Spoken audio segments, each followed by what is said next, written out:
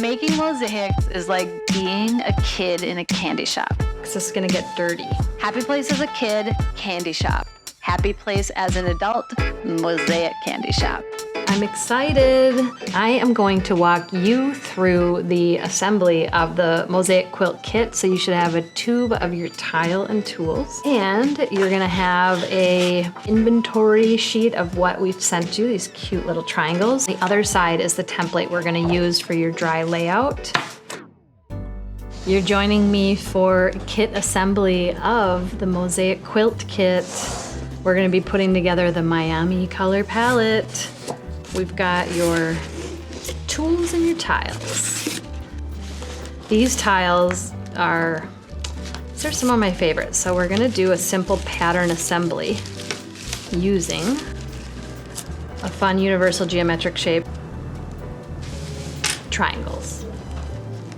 I have a couple examples just to kind of give you a feel of, these are upcycled from previous subway tile. So how fun is that? Not the same color, but you get the idea.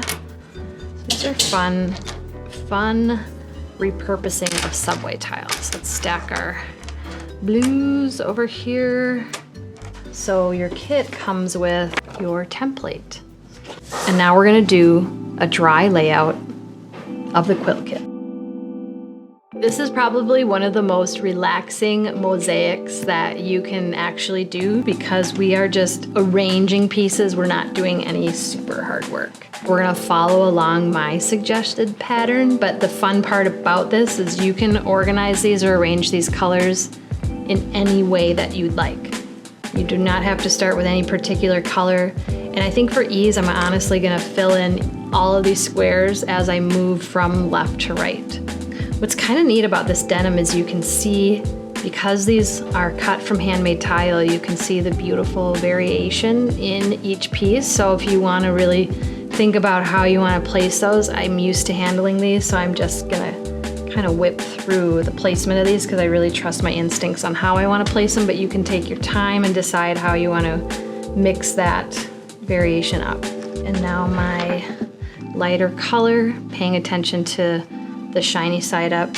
I know you're gonna have an easy time of that now that I've mentioned it. So we have our dry layout done. So we are going to transfer these onto our base, but there's a couple steps we're gonna do to prepare our base. Let's just get our tools here for this kit, which are very minimal. In here, we're gonna have a little bit of hardware. And then we've got our mastic. One thing that you're gonna need from home, so I just have a small Phillips head screwdriver. We're gonna put our cement board into the frame, and where our hanger is gonna go, we're gonna poke a hole. We're gonna push through, and I'm just gonna push through on this side, and I'm gonna push this out again. So I'm gonna just open my mastic. I'm gonna put a couple little dollops on here. 1, 2, okay, 4. I'm going to, so we've got D-ring, we've got a screw, and we've got a bolt. So this hole is gonna line up here, so let's put this on. All right, so we are going to attach this hardware. We're gonna press this in the front, and then we're gonna flip it over, and then we're gonna feed this here. Just gonna start it, and then this is a Phillips head. I've made contact, so I'm just gonna get this back up top. I'm gonna hold onto it with my thumb, and I'm just gonna tighten this up. Yeah, that's nice and snug. Now we are ready to spread mastic here. Now, one thing that I recommend is that if you've got some painter's tape at home, we're gonna just mask the edges, okay? So let's mask the edges. All right, so now we're gonna spread our marvelous mastic, or as some of us know, this fantastic mastic. So I've packed you with definitely too much, so we're gonna take 2 dollops on here. 1, 2. Set this aside, and and we're gonna spread. We're not gonna go over the top, over the edge. We're gonna cover this gray surface. We're gonna make the gray go away. Get the adhesive into the corners, to the edges. You kind of see I'm using the extra that I have in the middle to go to the edges. And just be patient. You've got about, let's say 30, 45 minutes of working time with this, especially if you're moving it around. So don't sweat being in this big fat rush. And if it's a little too thin and I can see gray, I'm gonna just come over it a little bit more with some more mastic. Now we've got it covered and we're ready for our transfer. All right, so now we're gonna do probably one of the most satisfying parts of this mosaic, this quilt mosaic. We're gonna do a transfer over to our base. So I'm gonna start from the top, and I'm just lightly moving these pieces over until I have a few more in place to just kinda, I might have to finagle them a little bit. And I'm going to actually fill the outer perimeter to just sort of feel out my placement. There's so many ways you can do this, so this is just my suggested way.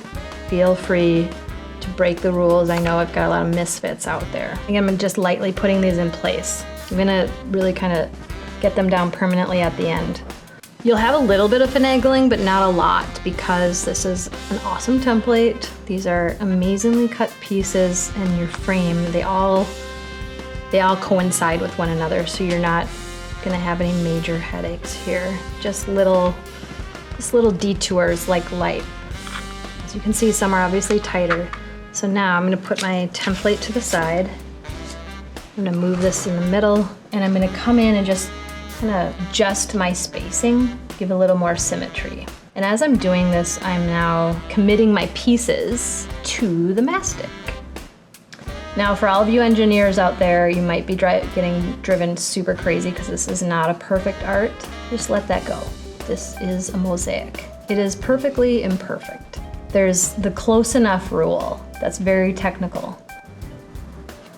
Okay, yeah, it's great. It's not perfect. It's probably never gonna be perfect, but it's great.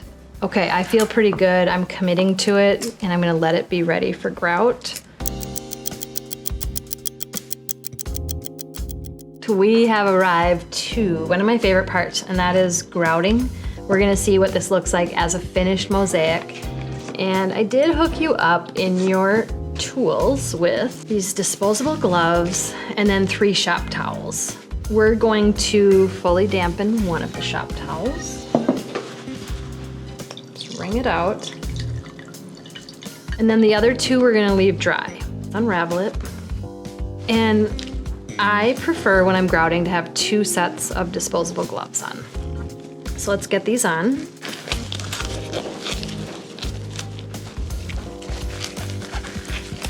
This is a little bit of a pain in the butt, but you will see later. This one on. Okay, so for grouting, we're technically set on covering the edges because I put our painter's tape there. And in your kit, I have supplied you with grout. This is a little more than you need, so you don't have to take it all out of there. So we're gonna take most of it out, not all of it. And in circular motions, I'm gonna hold the mosaic in place as well, so it doesn't move everywhere. But I'm gonna, in circular motions, get into all of the spaces in between the tile.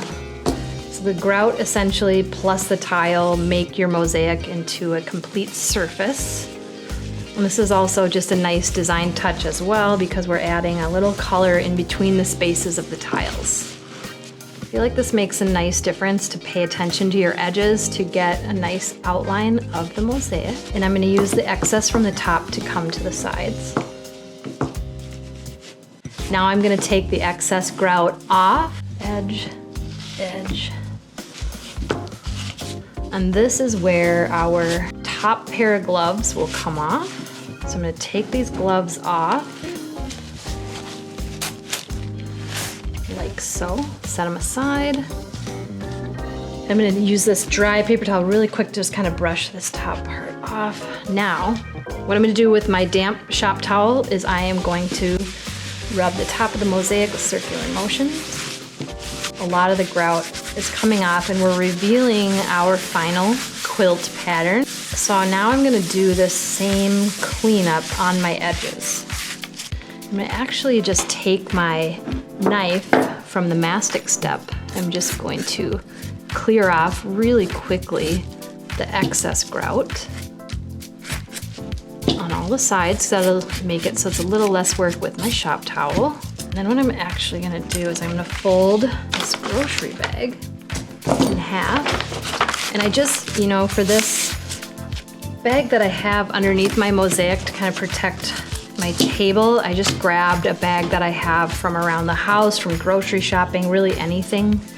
You want to repurpose a drop cloth from painting, whatever you have around. So now we're going to clean up our edges. It'll make it easier to peel the tape off. And you don't have to get all the grout off, just most of it. Now, what I'm going to do is I'm going to use my dry shop towel. And I'm going to come over the top of the Mosaic first. I'm polishing. All right, this is the meticulous part, but it's gonna be worth it. I want you to take the time and get in each of these triangles and clean them off. So we're gonna just put our patience in check and we're gonna polish off each of these pieces because it sure makes a difference. So, just a little bit of water. Sometimes, depending on how fast you're moving, this grout might need just a little touch of water to clean it off the top of the tile. So keep a little glass of water nearby if you just need a dip and re-moisten your shop towel. I feel pretty good about where we're at, so what I'm gonna do is I'm gonna take these gloves off so you can remove your gloves, and we're gonna peel the tape off. It's just a little easier for me to get into the crevices of the tape. Now what I'm gonna do is just find a place, yes, this is good. So what's kind of nice about this is we have a nice clean edge that we've protected from the grout. And voila, our finished mosaic. And there you have it. That is just an assembly only mosaic, the quilt pattern. And this I'm calling the Miami collection. How fun is that? Kind of reminds me of Art Deco. Yes, so I hope you enjoyed this.